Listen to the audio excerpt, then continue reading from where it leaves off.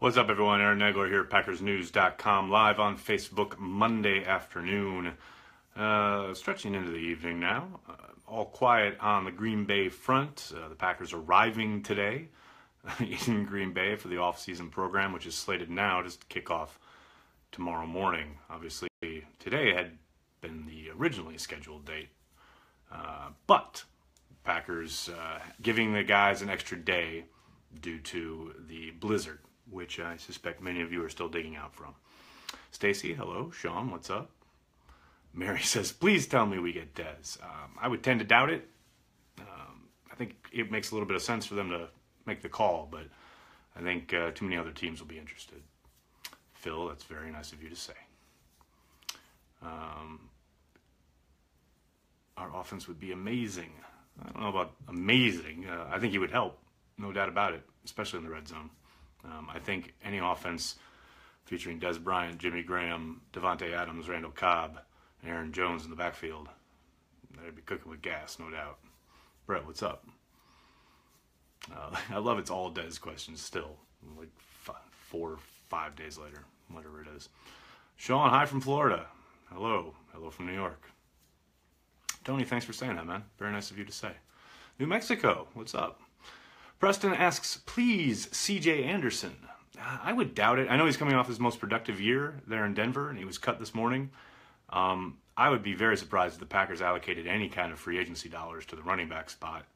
I think, what they've got in Jones and Williams and Montgomery, not to mention Devontae Mays, I think they're probably pretty happy with that. Make sure you check out Michael Cohen's preview of the running back spot at PackersNews.com.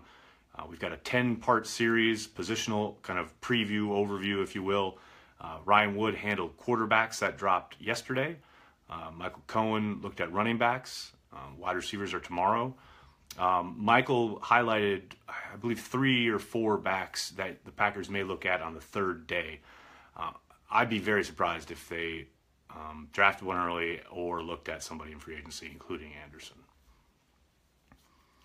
Dez is washed up, Michael. I disagree. I know a lot of people think that, especially if they only look at the stats, but I think he still has something to offer an NFL team. I'm not necessarily saying it's going to be in Green Bay, but I think if he goes someplace with a strong quarterback, he will surprise some people. Can you define the philosophy of the front office and who is most powerful?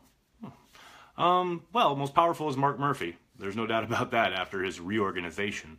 Everybody answers to him. He's cut it up into threes, basically.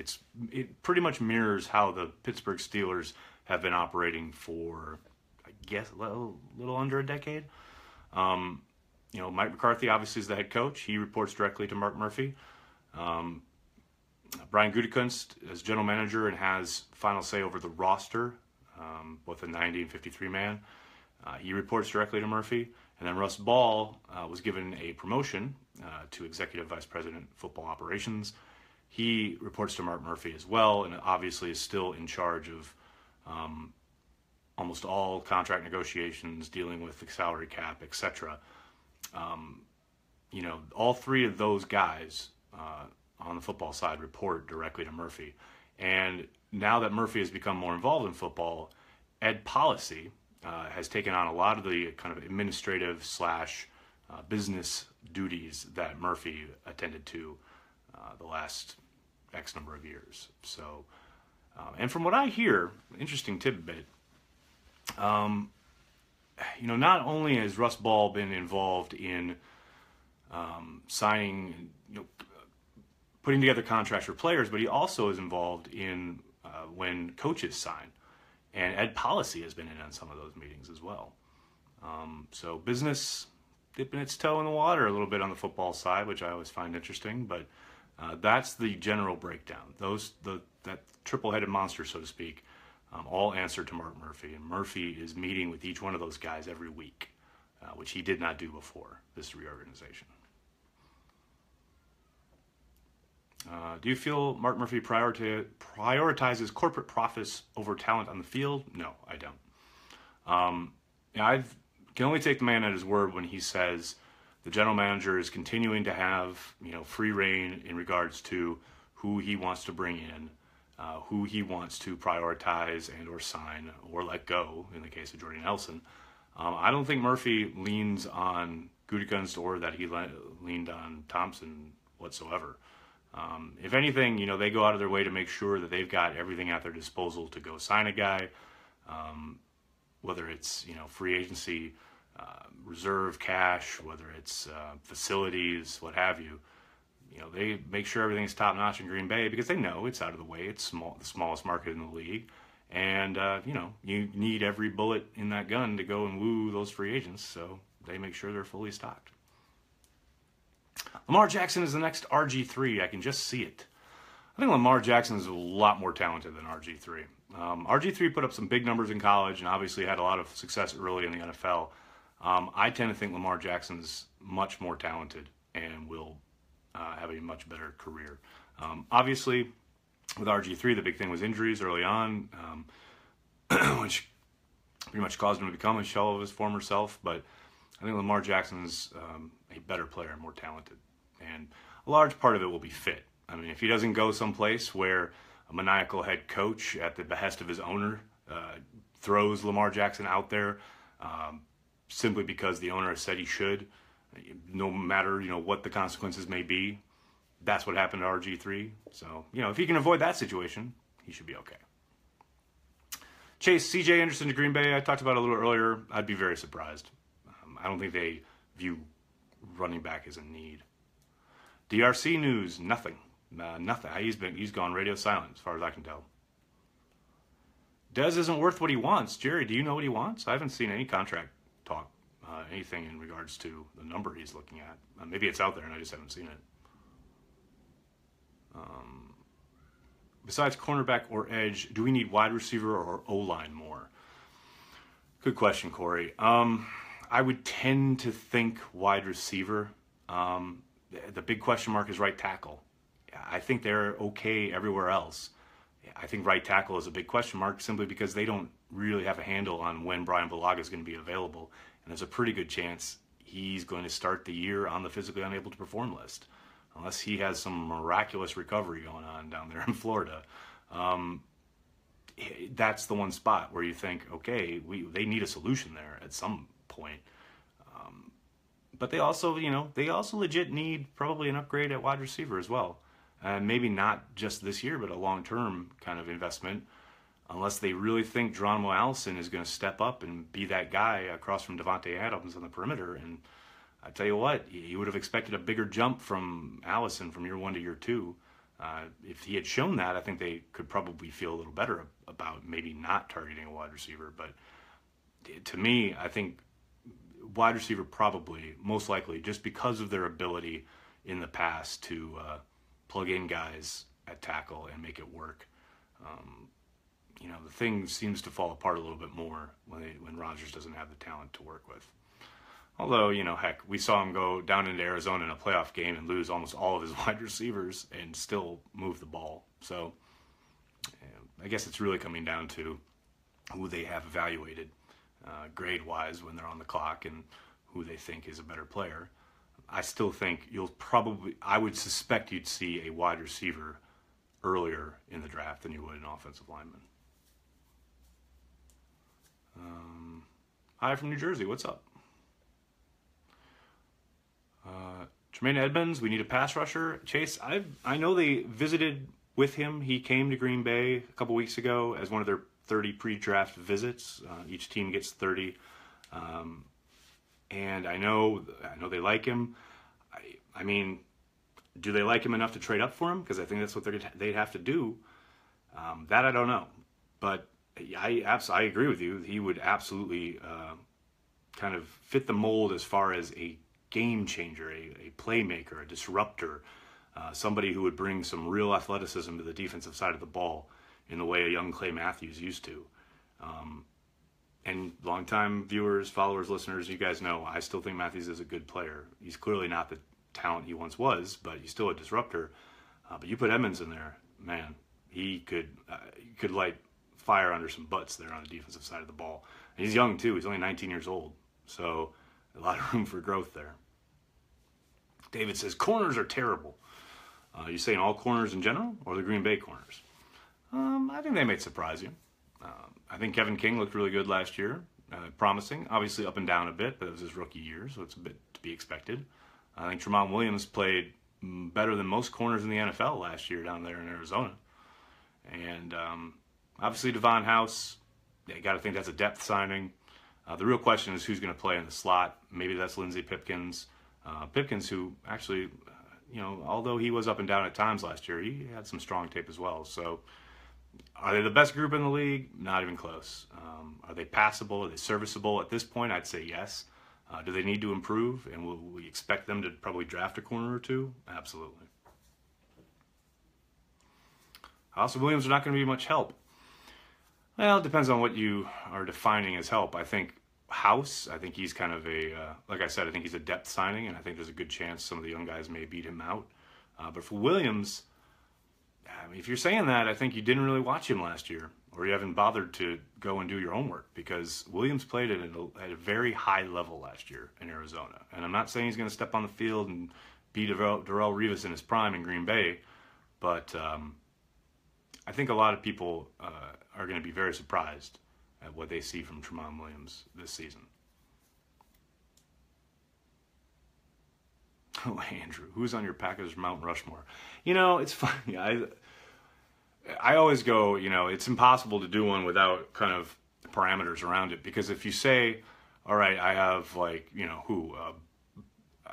Curly Lambeau, Vince Lombardi, I'll go Ron Wolf and Aaron Rodgers. Well, then, what about Bob Harlan, who brought in Ron Wolf? What about Holmgren, who coached Favre and won a Super Bowl? Like, it's impossible. You go back, everyone's kind of responsible for somebody else. Lambeau is probably the one you got to put up there. And Lombardi, I think, is obvious. And after those, there's two more slots that there's so much kind of intertwining involvement. I would say Bob Harlan, but I know he's probably not as recognizable as some other faces that people would put up there. Arizona had Peterson, kind of helps just saying, absolutely. But it also meant that Tremaine Williams was tested more. You think they were throwing at Peterson? I mean, I don't understand how that helps Tremaine Williams. Yes, he was probably going against number 2s and number 3s, and, the charting data backs that up. But that also means he was getting thrown at. And also, he had a ridiculous quarterback rating against. Again, do your homework. Don Hudson. Yeah, well, Don Hudson would be a great example of somebody, okay, yes, Don Hudson, but, a big part of that is Curly Lambeau. It's just, that's what I mean. The Packers Mount Rushmore is incredibly difficult. And then if you put on Don Hudson, does that mean you're not putting on Favre or Rodgers or Reggie White or taking one of those guys off? Probably have to, right? See, Mike's saying Reggie's got to be on the list. Okay, well then are you taking off Brett Favre? That's what I mean. See, I would probably put Favre on because, as we all know, if you were back there in the day in the 70s and 80s and you know how bad it was around Green Bay, Favre, without Favre, none of it happens. I mean, Ron Wolf's got to trade for Favre. Holmgren's got to coach him. And none of those guys are in the building without Bob Harlan. That's what I mean. It gets all intersected. It's tough. Does the so-called draft trade chart really play a part in draft day trades? It does, actually. Some teams have developed their own. Some teams use, there's a guy from Harvard who developed one, a more modern one. There's several, actually, that have been created over the years that kind of work off of Jimmy's old chart, but a lot of teams still use the traditional Jimmy Johnson trade value chart that was developed in the 90s. Absolutely, no question. See, Lambeau, Lombardi, who was it in Rodgers? Okay, you put Rodgers on there, but not Favre. Rodgers walked into a situation where the team had been winning for a decade, longer. Brett Favre walked into a place that was the Siberia of the NFL, had no talent around it, and he helped build a world champion. And he won 3 NFL MVPs. How do you put Rodgers on but not Favre? That's what I mean. It's impossible. It's an impossible task. I will swat away every one of your Packers Mount Rushmores. What about Andre the Giant? Byron, that documentary was fantastic. Martinez make a bigger jump this year? Eli, the big jump he needs to make, I've talked about this a little bit before, the big jump he needs to make is just finishing on turnover plays. He had 3 or 4 interceptions in his hands. He had a couple tackles where he probably could have forced a fumble. If he can just finish on some of these turnover plays, I think that would elevate him to the upper echelon. And I know he clearly led the league or tied for the league in tackles last year. A lot of that was down the field. He was still vulnerable in coverage at times. But, he also had plenty of plays where he was fine in coverage. He had, like I said, 3 or 4 instances where he has the ball in his hands. He plays the route perfectly, recognizes it, diagnoses it, plays it, gets leverage right, etc. Does everything the correct way. Has the ball's thrown right to him, and the ball's in his hands, and he just, can't hold on. If he can just turn those plays into turnovers, that to me is the biggest step that they need Martinez to make, because he's obviously capable. He's obviously a sideline-to-sideline guy. Had led the league, not the league, but the team in tackles for loss last year. He's got all the tools. He obviously made a big jump from year 1 to year 2. I think they just need some finish and some turnovers, and that would definitely help him elevate his game. Let's see. TJ Rubley, Bao Zhu, Cletus Hunt, and Hardy Nickerson. I take it all back. There it is. I can't even deny any of that. Who would you want, Blake Martinez or Nick Barnett? Whew. Man, that's tough. I'll go with Nick Barnett just because I like the Packers shark. How's that? How about Chuck Cecil? Fantastic player. I know. A lot of the people around the league, fans of other teams, call him a dirty player. I call him borderline, and I call him an enforcer. He's one of those guys that you hate if he's on somebody else. If he's on another team that you're facing, but if he's on your squad, he's the kind of guy you want there, intimidating folks. Mike, you need to go back and watch the beginning of the video for calling House and Williams garbage, because that is incorrect. Do your homework. How good can Graham be in this offense? I think he can be highly productive, and much more so between the 20s than he was last year in Seattle. He's clearly not what he was, especially in the heyday there in New Orleans with Drew Brees throwing him the football. But I think Aaron Rodgers will love playing with him, will feed him the ball, especially on 3rd down. And I think his yards per catch will go up. I know it dropped to like 9 point something last year. And, obviously he had the 10 touchdowns, most of those in the red zone last year.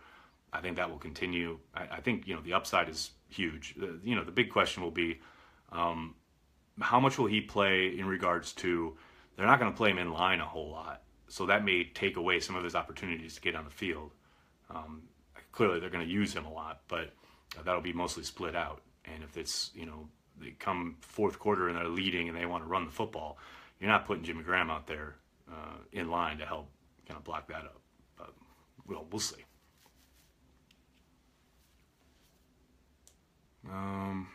Guess on schedule release date, Mike, it'll probably be Wednesday or Thursday. I'm leaning, my hunch is Thursday, but it'll most likely be this week. I can't imagine they let it bleed into the week leading up to the draft. Will Kendricks be our blocking tight end, or are we looking for that role too now? I would tend to think they'll look in the draft for probably a complete tight end. Maybe they still look in free agency there. They find somebody right before the draft. But Kendricks, I think I go back and forth on this. I could see him being a cap casualty if they find somebody in the draft they really like.